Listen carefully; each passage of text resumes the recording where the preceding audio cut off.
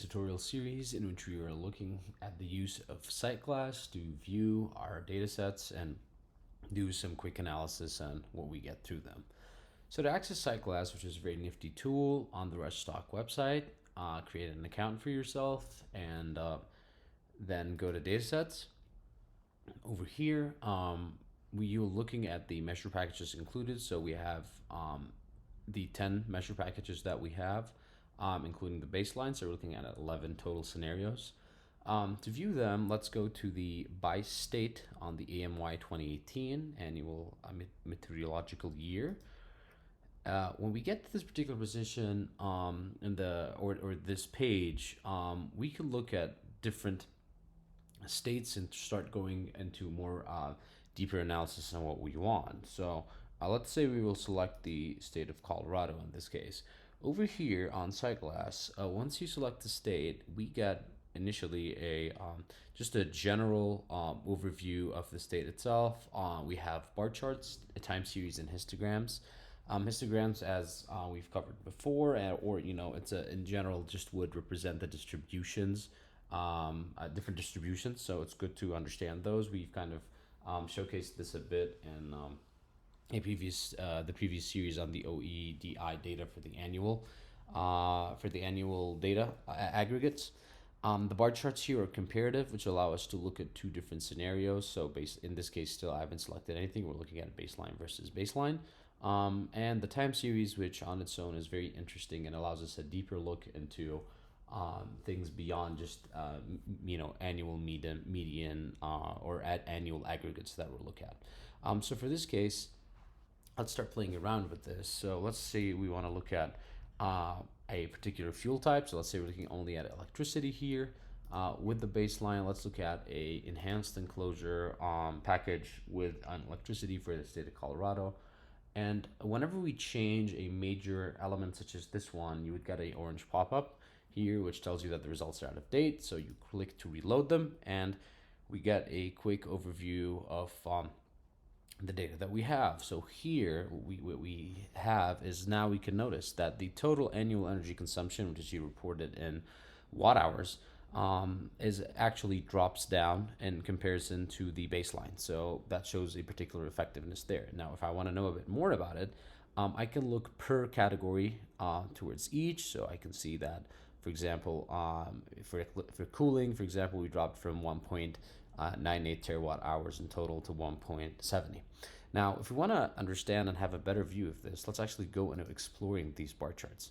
And by exploring these bar charts, we're looking at a total overall. This is a very nifty tool that shows us, or this particular graph over here shows us where our greatest, where the most savings we've had come in because of the actual enhanced enclosure. So mainly when we look at that through the color, of course, through heating, we definitely see the most savings in that category for 1.317 terawatt hours of savings between them.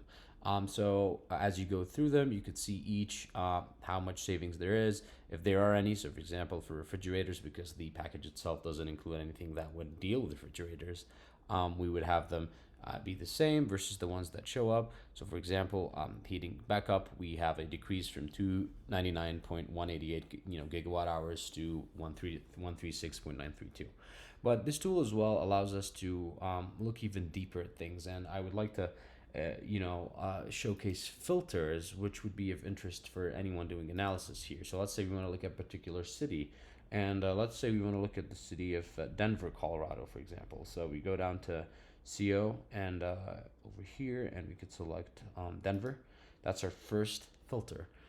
And then maybe we want to just look at single family houses. So single family detached housing, for example. We could look at we could actually select any number of filters that we want.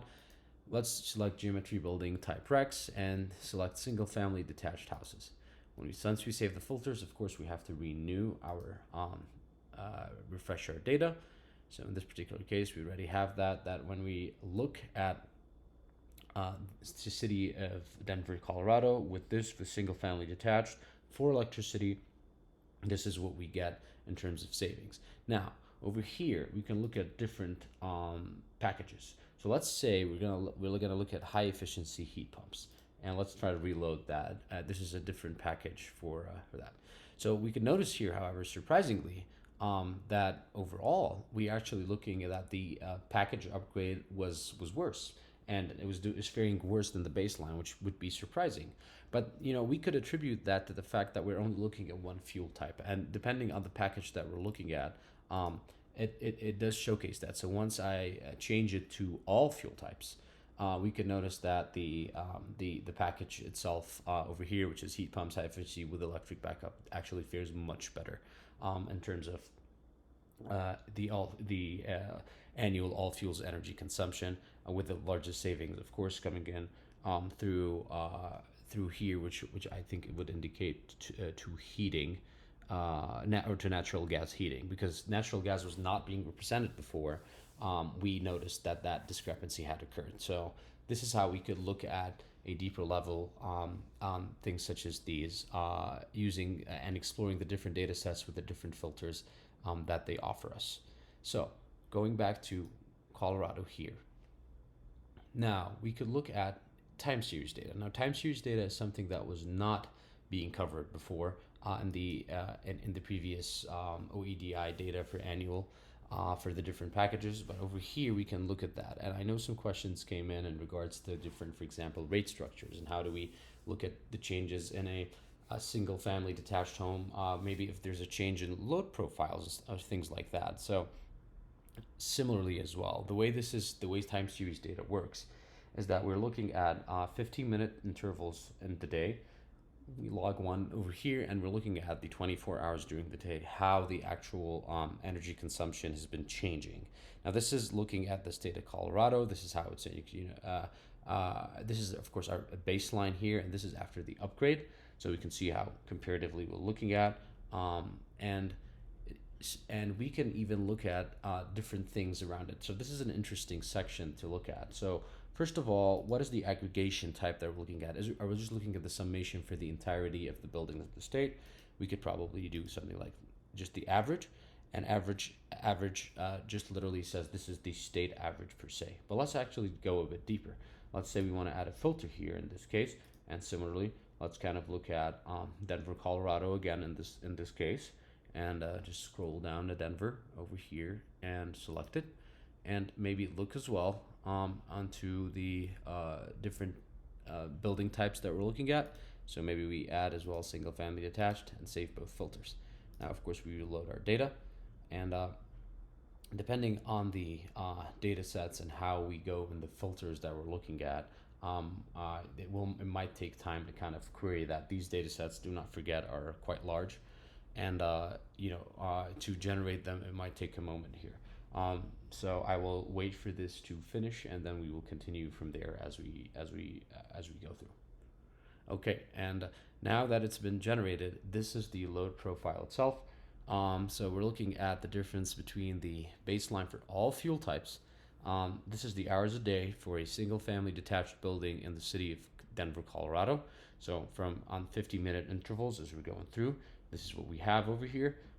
And the average energy consumption in watt hours per 50 minutes, the same thing. We have them with our upgrade. So the heat pumps high efficiency electric backup, this is what we would get over here.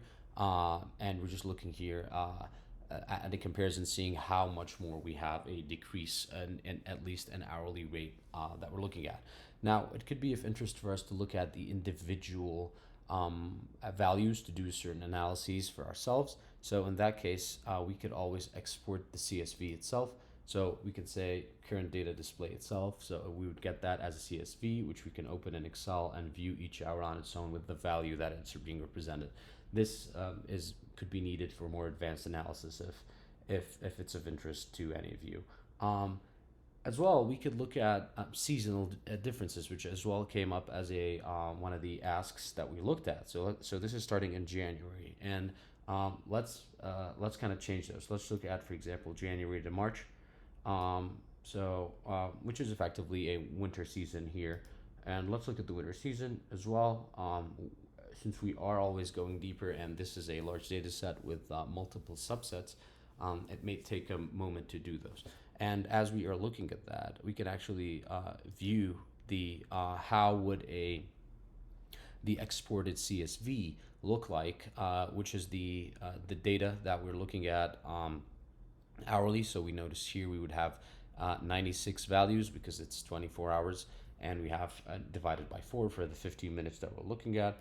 So we would have those, and each of them would indicate the end use that we're looking in kilowatt hours, and just putting them and aggregating them that way. In this particular sense, we can do our own averages in here just by literally, for example, selecting hot tub heater and consumption, for example, for that particular day, and just adding something like an average over here to do the whole thing. So, boom, that's how we could do something like that. Using this data can be very useful as well to imbibe differences between the cases that we're looking at and how those would be affected, depending on what package we're adding. And as we go back to the to what we were looking at, which is the